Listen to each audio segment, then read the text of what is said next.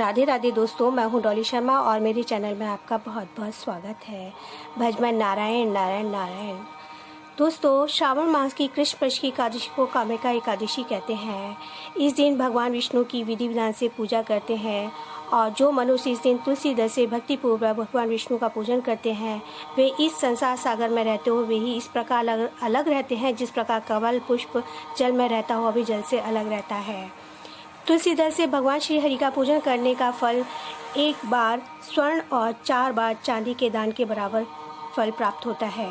भगवान विष्णु रत्न मोती मणि आदि आभूषणों की अपेक्षा तुलसी दल से अधिक प्रसन्न होते हैं। जो मनुष्य प्रभु का तुलसी दल से पूजन करते हैं उनके सभी पाप नष्ट हो जाते हैं। हे नारद जी, मैं भगवान की अति प्रिय श्री तुलसी जी को प्रणाम करती हूँ।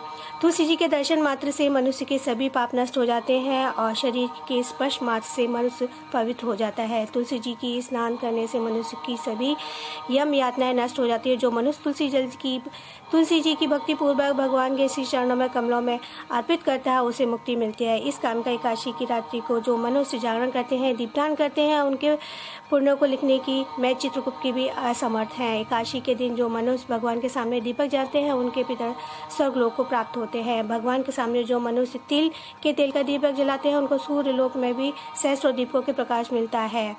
आज मैं आपको कामिका एकादशी की व्रत कथा सुनाती हूँ जो इस प्रकार है। एक गांव में एक वीर क्षत्रिय रहता था। एक दिन किसी कारणवश उसकी ब्राह्मण से हाथापाई हो गई और ब्राह्मण की मृत्यु हो गई।